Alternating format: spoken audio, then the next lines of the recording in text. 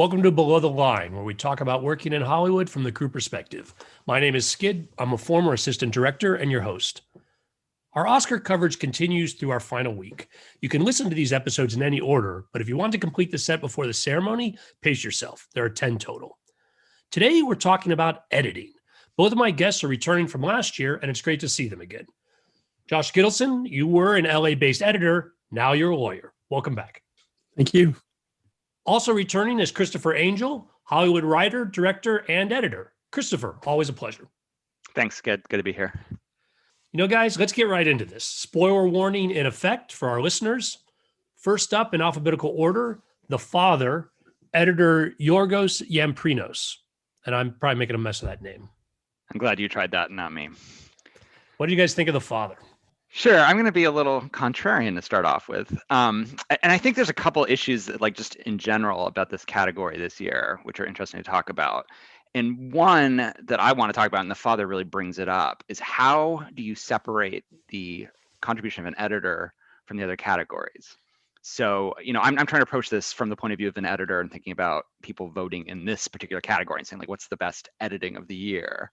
And the issue for me with The Father it sort of distracted me in a sense was what was the writing, what was the directing, and what was the editing. And so I will spoil part of the movie, but there's this great reveal that things are not as they seem, and that the main character Anthony Hopkins plays is suffering from dementia, and we can't really tell what's true reality and what's his perception of it.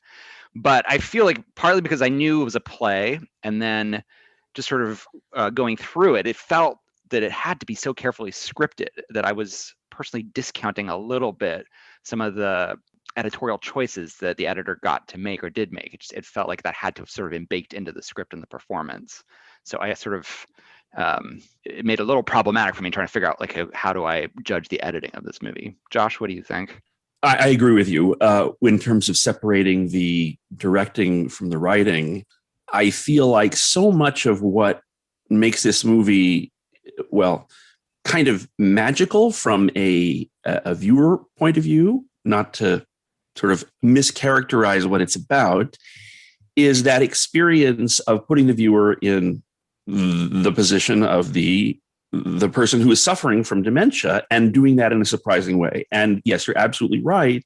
It was a play first. Obviously, there was a lot of thought that went into the writing twice.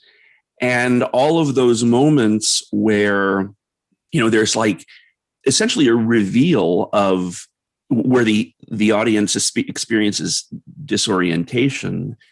You have to imagine that was all thought out pretty rigorously. And yet, to play the contrarian, I think it's possible to, notwithstanding the work that clearly went into the writing and the directing, get down to really specific questions about how do we get into this particular moment of disorientation, or how do we set up on a shot-by-shot level this reveal that everything is not what it seems. And I think for me, this movie really did a great job of putting me in that space of, like, what the hell is going on? And while I agree that it's difficult, if not impossible, to separate cleanly the writing and the directing, I do give the editing credit for actually making it happen and making it work. And I agree on that level. And I think 4 of the 5 movies this year all share something really interesting. And it makes it hard to sort of differentiate which one is like the best editing, but they're all very subjective, except for with one exception, which we'll get to later. But I feel like 4 of them are super subjective and sort of bring you inside the character's point of view. And that is really, obviously there's cinematography, directing, and writing, but the editor has to execute that, as you point out. And in this movie, one thing I really remember loving was point of view.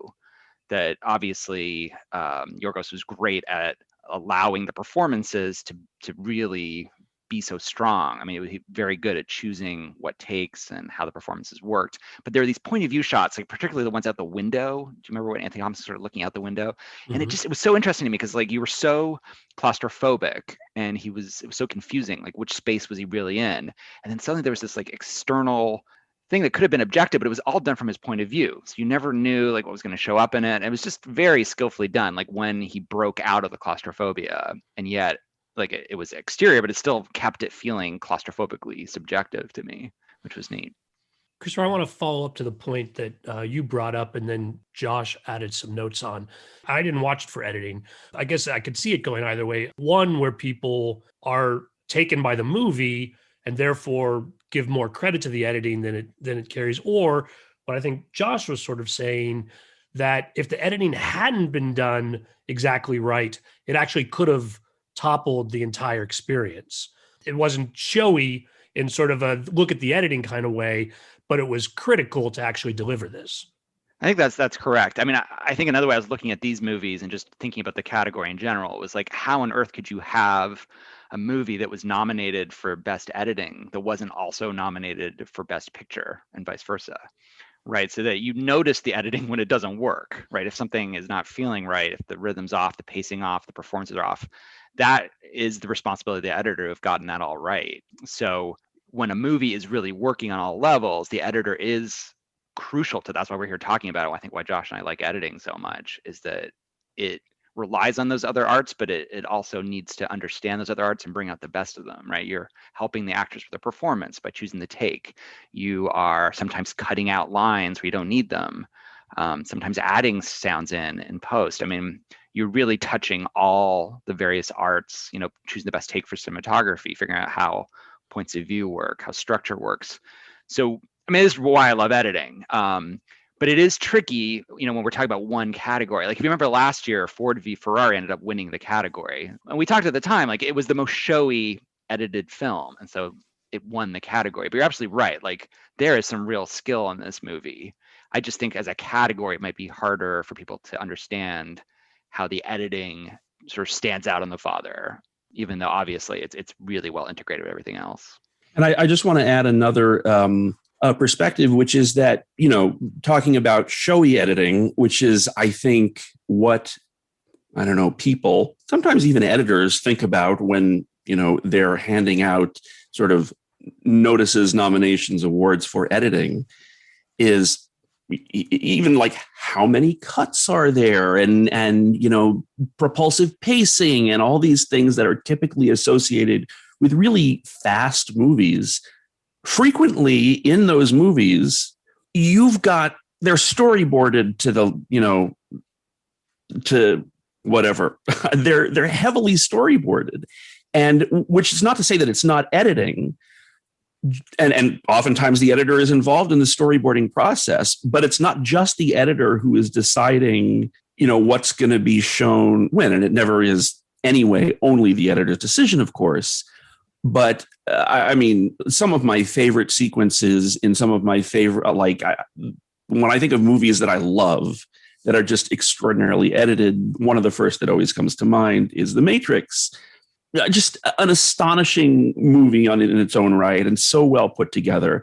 But that so many of those sequences, they kind of had a good sense of what it was probably going to look like before the first frame of film was shot. And I don't want to overstate that, but it's just to say that where you're handing out awards for editing, it isn't just the editor sitting at now a computer making decisions about the shot. These decisions are made potentially throughout the production process. I want to hear what you guys have to say about the other films, but I will say on The Father, this might be one where I think it's a great movie and I'm glad to see it recognized, but maybe the nomination is recognition enough. That sounds really fair. Yeah. Next up is Nomadland. Editor Chloe Zhao, who it's worth noting is also the director of the film. Yeah, this really gets at my previous point about like, wow, how do you separate writing from directing from editing? And this is a great example on so many levels. I mean, even if she wasn't also the editor, it's just, I again, really enjoyed the movie and I'm glad it's here again. It's very, elegiac. There's these very long takes. And so again, it's the opposite of what, Josh describes as those like showy, fast-paced edited movies. This one really breathes. And yet, the rhythm and the pacing of the movie overall feels right to me. I mean, as an experience, you're brought in subjectively again to the main character's point of view and to their life. And I feel like it showed me sort of her life and brought me in a way that was really effective. So, how to pick the editing apart from the directing is a little tricky here, both just on a technical level and just knowing that she also directed it. But obviously, like, picked the best takes, knew when to cut. There were moments where she cut into close-ups, and those were super effective in contrast. But very different than what you might typically imagine something nominated in this category, just because of the longer takes and the wide shots and sort of mise en scene. Absolutely. And I was reading a review of this after I saw it, and the writer said something which struck me as like, well, of course, that must be true. And it really gets at kind of the negative space, so to speak, of editing, which is that I have to imagine that there was a mountain of footage that she had to condense into, what is not a short movie, but as Chris said, is a beautifully paced, coherent film. And what's really special to me about this film is that it's kind of a fictional documentary hybrid.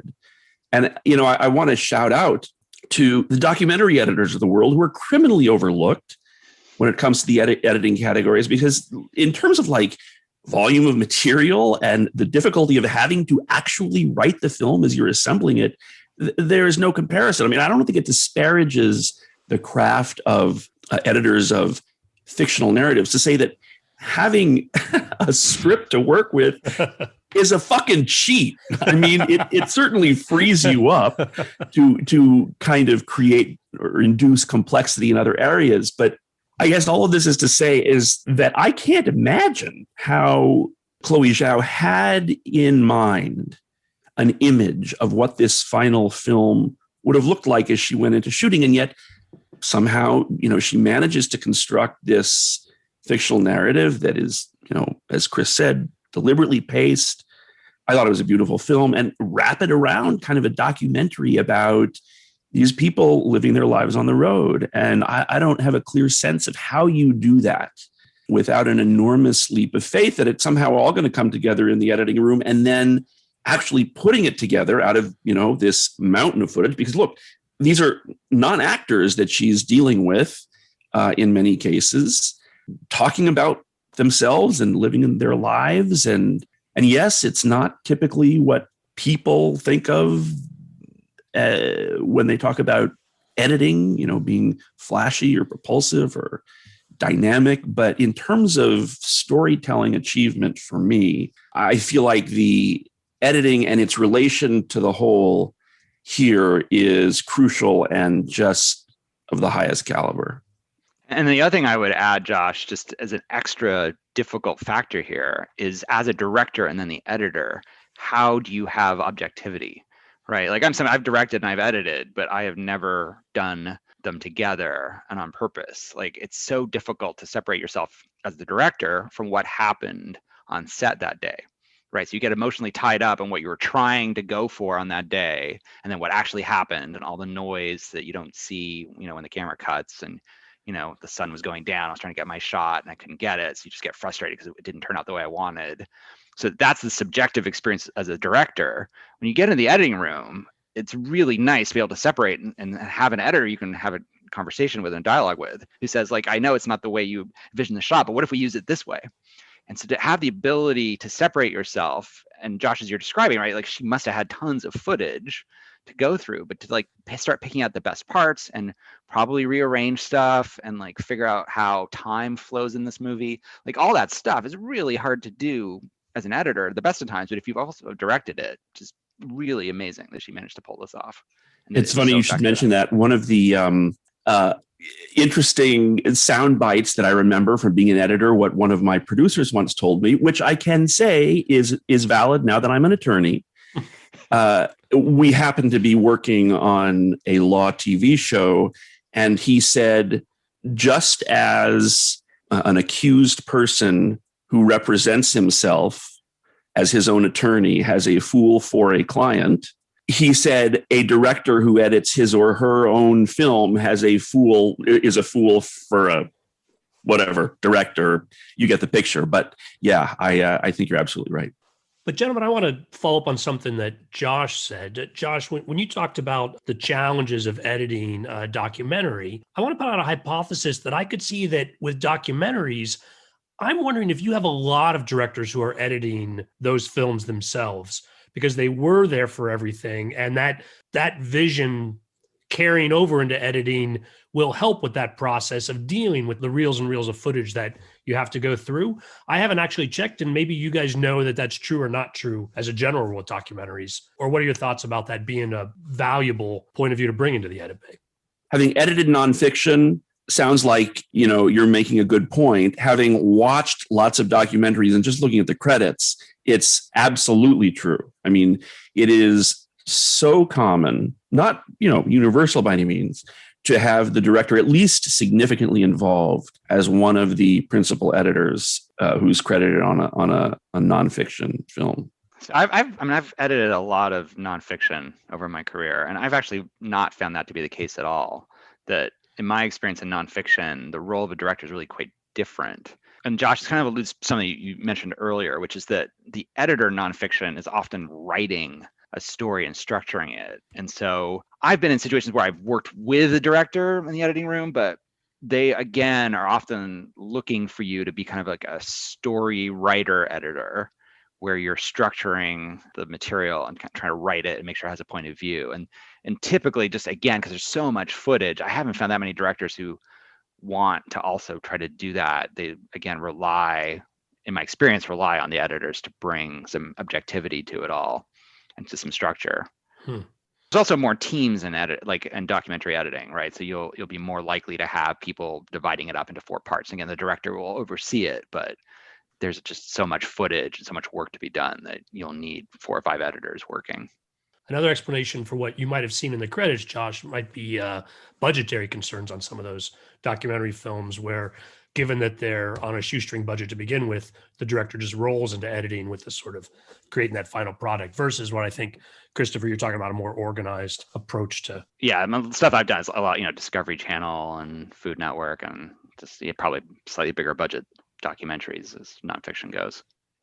All right, we'll move on to the third film on our list, Promising Young Woman, editor Frederic Thoreval.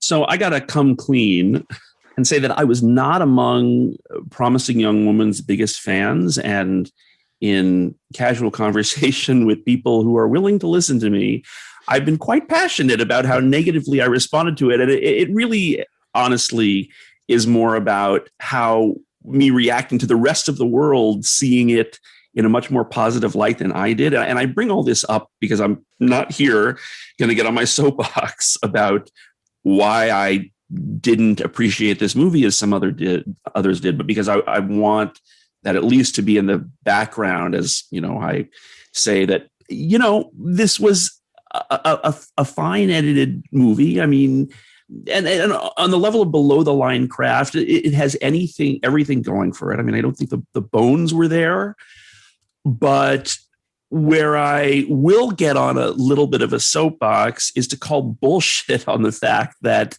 there is always a mere handful of films that are recognized each year in awards proceedings such as these and in categories like editing. And there's this implausible correlation between the titles that show up on the below the line categories and the above the line categories. I mean, look, again, it's not that I think for my, other opinions about the film that Promising Young Woman is a poorly edited film. It's not. But does this film show up in this category as opposed to any number of really well edited films from last year? Like, I loved the role that editing played in Palm Springs. I thought Invisible Man was terrific. And is it really Promising Young Woman better edited than those films? Or is it just that there's this general sense that Promising Young Woman overall is kind of more noteworthy? I don't know. I sometimes get frustrated at the role of general buzz and how that elevates films that are solid, well edited, but aren't necessarily, in my opinion, the best edited films of the year to the top, simply because they excel in more visible categories. So bottom line, didn't care for Promising Young Woman, fine edited film, wouldn't be my choice for the award, but there you go. Well, I'm glad you said you liked the editing because I have to come clean myself, and I'm good friends with the editor of this movie, Fred. He's fantastic. I would hire him in a heartbeat to edit my film. He's an incredibly dedicated, talented guy. I mean, I enjoy talking to him about film the same way that we're talking about it right now. So I've had plenty of these conversations over the years with him. So I'm thrilled that he was nominated. I know how hard he worked, and then I actually also happen. I mean, I'm biased, so I'm just going to say that straight up front, but I happen to really like the editing of this movie as well. And I can go into a fair amount of detail probably about what I think works and what I like and why I think it was nominated in the category. So, for me, like there's two things about this movie that stand out and that I enjoy. And Josh, you've probably heard some of these before, but the first one is the ability of the movie to dip into different genres and tones. And that's something that I, personally as a director, I love doing. I like combining like horror and romantic comedy, for example, as you may know from some of my previous work, or satire and like a dark thriller, right? So this is something that I've sort of spent a lot of time trying to work on myself as a filmmaker. And I feel like this movie pulls it off just so well that like when the tone shifts from like a horror movie to a thriller and then to like the satire, like it's done seamlessly, and it's sort of like all things firing together, but the editor making that all work and tie together. And then I think the other thing is just the internal pacing of how that happens is masterfully done. So if you think about some of those scenes where the main character does a turn, like let's say the conversation she has with the dean of the law school, right? So she starts playing one character and it's a sort of serious conversation. You think it's going in one direction, or she's, sort of being like she's pretending to be somebody she isn't. And then it takes this turn where she reveals that she was actually there before and that these horrible things happen and the dean just ignored it and swept under the rug. Like the way in which that scene unfolds to me, it's just amazingly done because it feels real and it's paced properly.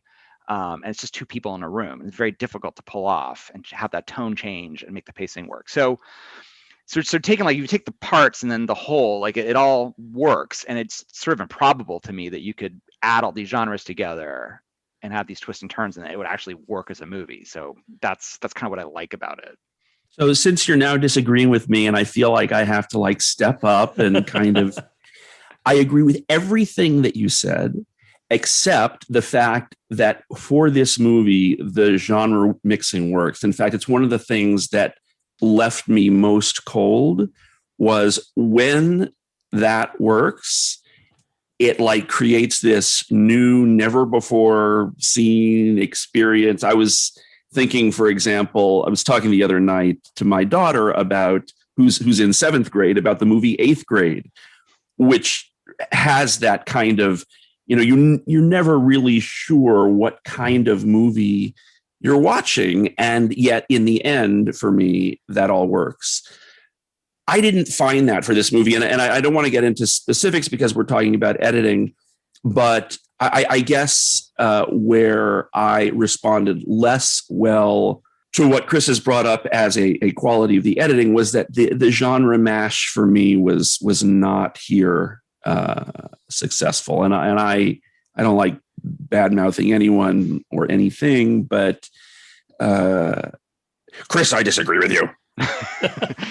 The other thing I like to disagree with you is the point of view again. And this gets back to this bigger theme of the year for me, which is subjectivity, right? So like the male gaze, like if you think about those club scenes, sort of like how, women are treated or commoditized in this sort of environment of a club or picked up.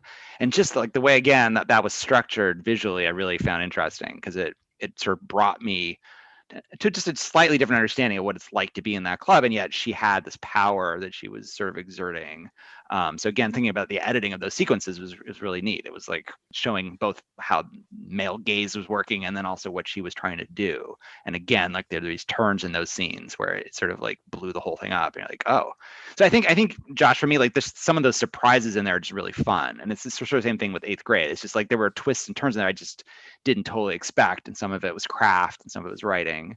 But I could totally see if they weren't working for you, it's not that much fun anymore. But so I understand that one. This is a film where I think I can enjoy both of your points of view. I'm somewhere in the middle where I enjoyed the film, but it's not in my top 10 for the year. And so, yeah, disagree all you want, guys. That's both sides of this argument are interesting to me. And again, just to be clear, I am not saying that this is an emphatically bad movie. I'm simply saying that my response to it was way below what I thought it or what it's been getting the rest of the world. I just didn't think it was a fantastic movie, and my ego gets in the way, and so I start overreacting to my own lack of response by saying, "What the hell does everyone else see in this?" Anyway, so one thing I'll add too, just that because I know it, and this one again, this is sort of my bias. It's just sort of some of the interesting behind the scenes stuff. Like they shot this movie in 23 days. I think that's right. It was fast. It was super fast for a movie. And so for it to like come together and work for a bunch of people and then get nominated, like again, to me is like an extra kind of interesting thing, especially, and I think this year's movies, it's interesting to think about because, there was an article I read recently, it was in the LA Times or somewhere, but like a lot of people haven't seen these movies or they're not well known, right? So we're living through a weird pandemic year where people generally in the United States haven't been going to movie theaters and they haven't been available. So we're watching stuff streaming. And sort of shared experience of watching movies is a little bit gone, but we do talk on Zoom and we try to watch the movies and talk about them. But the movies being nominated are not yet widely seen by the movie going public. Like things are very balkanized and broken up. And so it's kind of opened it up for some unusual movies, I think, smaller movies to get nominated, this and a couple of the other ones, which I actually think is really great. So I'm hoping also it'll bring new viewers to see them. I don't know if the editing category will do it on its own, but Best Picture and with editing and the other categories. So that's kind of interesting. And this year's a little bit unusual in that way, which is fun. The other thing too that I would just like to talk about this movie, and I think comes up in some of the other ones, is music, right? So this is an interesting issue for the editing, right? So it's like how much of music and sound design can win credit to editing and how much should be credit to the sound department or to the writing necessarily or the director, because again, it's like all these things are going together. Like the director probably has some ideas about music and source cues. I'm thinking again in the clubs and in this movie specifically, like, and there's some sort of poppy cues that are used ironically. So again, like maybe the director chooses them, but it is responsible to the editor to integrate them and to cut to that rhythm and then to make that sound design work throughout. And I think for what I remember about The Father, like there was almost no music in that movie. It certainly felt like there wasn't much score as I was watching it. I think that's correct. So much more minimalist, and it made sense for that character's point of view. Here, music really was almost like its own character, right? It was like adding to the tone. There was a lot of source opera in The Father. Yeah, source, right, exactly, which had its own thing, but I don't remember much score. Like it felt really quiet otherwise. Nomadland too felt very quiet. So just interesting. Like again, like I know from the process, just for people to know, like when we're editing, like there are these cues sometimes are written into the script, or we're told by the director, like try this piece of source music. But a lot of that stuff we're temping, right? We're using other music that we know and like, or it could be from the actual composer that's going to score this movie. But while we're editing to temp music a lot of the time, just to give it the right feel. So there's really a lot of decision making that editors make over how much music gets in there, and there's a spotting session that will be done with the director, but the editor is involved as well with sort of deciding that. So I think some interesting processes with how to use music and very different examples here. Before we move on, Josh, I want to express some empathy to what you're going through on this movie. Not, like I said, it's not my feelings on this one, but I do call that the Forrest Gump effect, where when I first saw Forrest Gump, I just kind of liked it and said, this is an okay movie. But then as more and more people started saying it was the best movie ever, I started to actively dislike the film. Like it was driven by public opinion rather than the movie itself. And so I'm empathetic and sympathetic, because it's a tough spot to be, Josh. I hope you don't suffer too much. I've definitely been channeling my inner teenager, just kind of digging in my heels and saying, I will not like this film. Well, the next film on our list is one of my favorites from the year, and that is Sound of Metal, editor Mikkel E.G. Nielsen. So I want to echo your in my opinion, entirely correct assessment. This was one of my favorite movies of the year. I loved it, like everything about it. I hope, and this may telegraph what I'm going to say about the editing, I hope it at least wins the sound award, though it's not my expertise, because it seems like as an amateur that the role sound plays in this movie is just so incredible. I mean, and it doesn't often get to do that. And I hope it gets some recognition for that. What's interesting, though, is I was thinking back about these movies. And again, I'm going to get off the dead horse back to Promising Young Woman. I thought the editing was fine. The reason I wouldn't vote for it is not because I didn't like the movie, but because I didn't think the editing was as central to the telling of that story as, for example, Nomadland or in my opinion, The Father. And similarly, I love The Sound of Metal, but I was thinking back on it and I was like, okay, so what about the editing was especially contributory to that? And this is way overstating the case, because of course the editing had to have been crucial for the movie to have been as successful as it was. But I thought back and I was like, yeah, it was part of the whole package, but yet it didn't rise up for me as a couple of the other movies in this, as it does for a couple other movies in this category, as being one of the absolutely crucial pieces of this movie that made it what it is. So, again, I return to my plea here, prompted by a movie that I absolutely love, that maybe, hopefully, someday there's a wider net that's cast for these below the line categories that, maybe brings in films that, as Chris mentioned, aren't going to get seen otherwise, or sort of spreads the wealth of recognition around.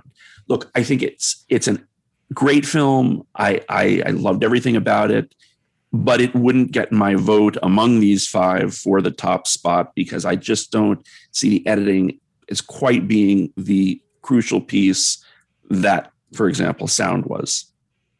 Interesting. Yeah, I'll agree to disagree, if that's okay. And I also put in a quick plug here that, Josh, you clearly have not listened to our episode about sound yet, but you should go back and check it out, because those guys have some commentary on that I think you'll enjoy. Oh, cool. I'm going to do that too. So I agree. I mean, this movie just, it worked on so many great levels, right? And Riz Ahmed is so amazing, and it's a great concept. So like I also really enjoyed watching this movie and thought it was great. I also, I didn't watch, the only movie I watched before I knew I was doing this podcast was Nomadland. So I experienced Nomadland without really thinking about the editing. The other ones I watched really trying to pay attention to how they were edited, which was a fun experience. I actually really think, Josh, that the editing was crucial to this one. And I'll tell you, it's like, I kind of sum it up almost in one sentence, but the decisions about when things would be subjective versus objective was very nuanced and very effective.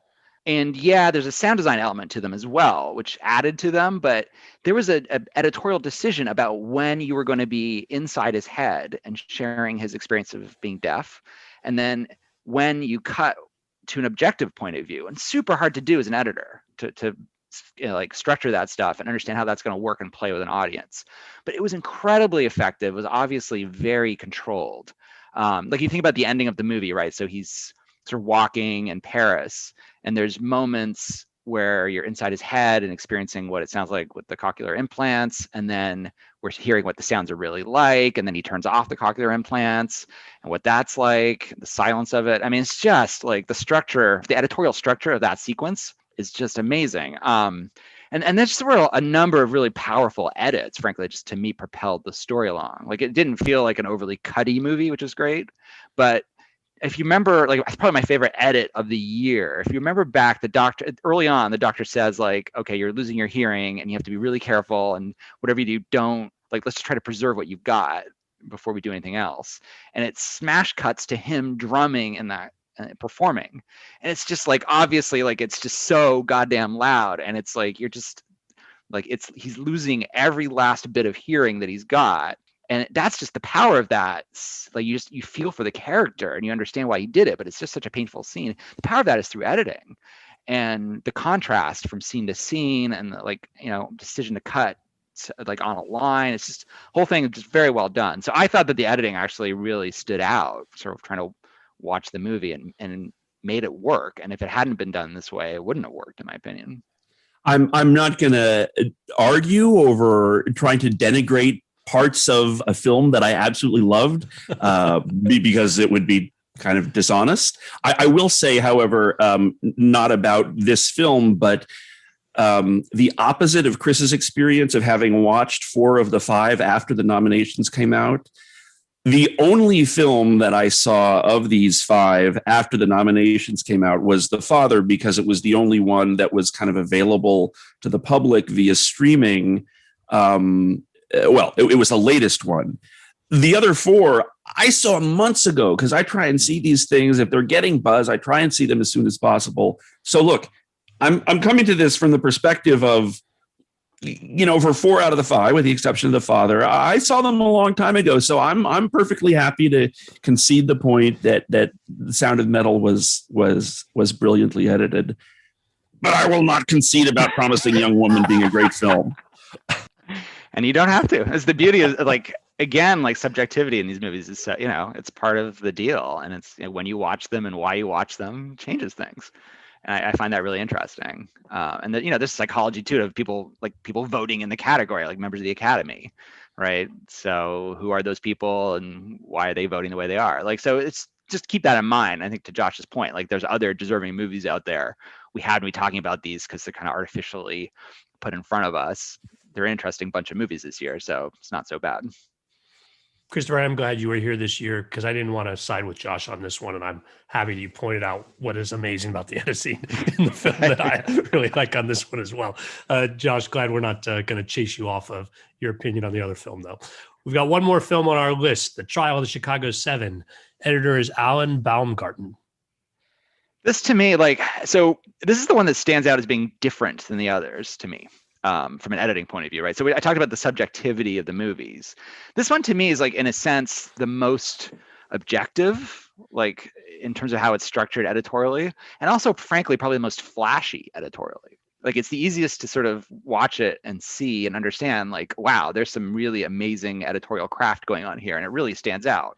And it's partly, again, just, you know, the structure of the movie, right? You've got an ensemble piece, just, it's in the title. There's 7 main characters, and there's actually the 8th because there's the prosecutor.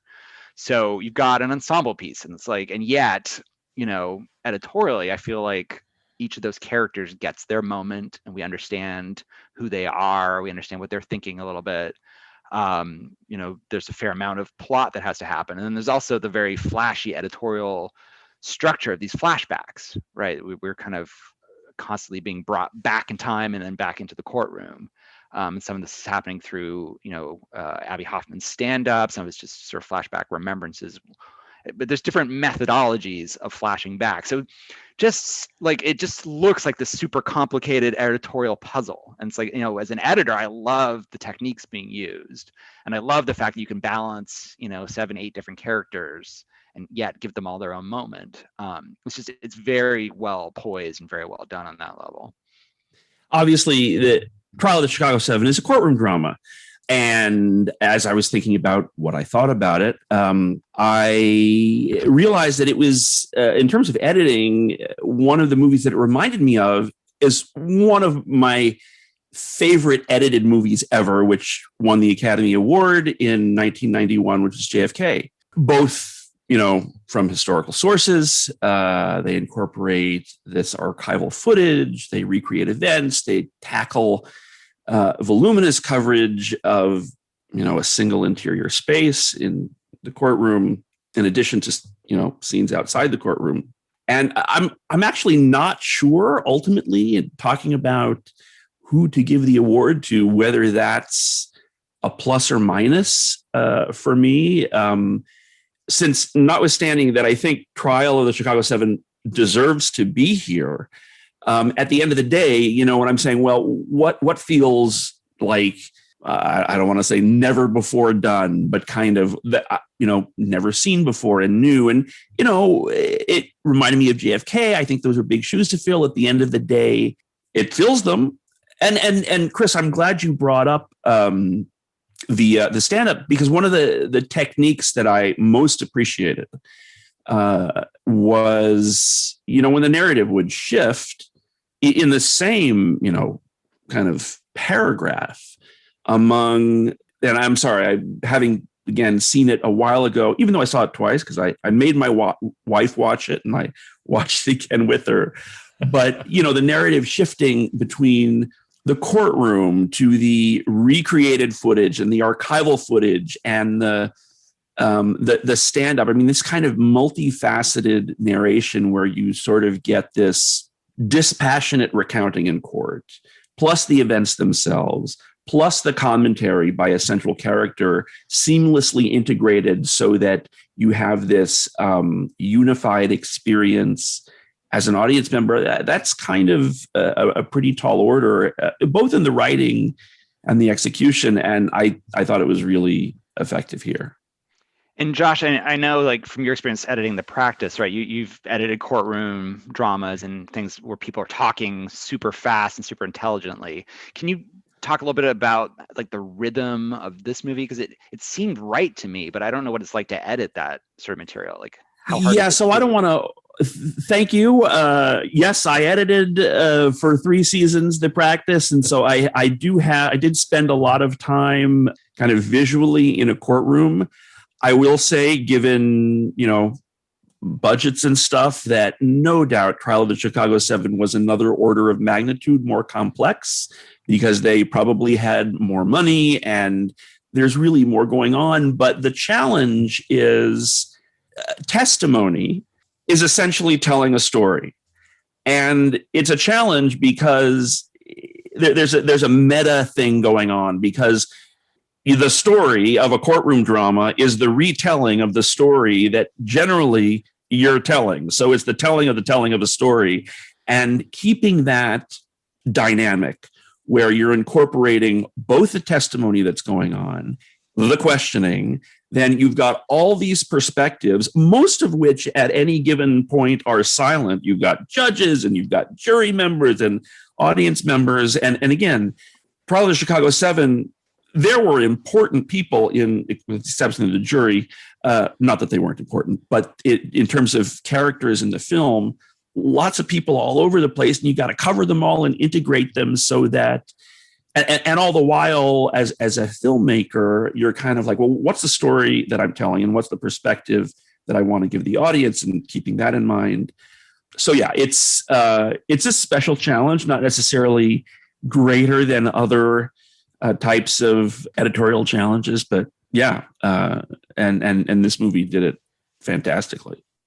Yeah, it's sort of firing on all cylinders, I think, from an editorial point of view. Just, all different forms of the editorial craft that we recognize, sort of rhythm of dialogue, actors' performances, montage, action scenes, courtroom drama. Like, just had a lot of showy editorial stuff in there that was fun to watch. Trial of the Chicago 7 was also nominated for cinematography. And when we talked about that category last week, it was brought up that Aaron Sorkin, as a writer-director, really emphasizes the writer side of that combination, and that sometimes it looks like there's a tension between what the cinematographer needs to do and what Aaron Sorkin, the writer, sort of expects.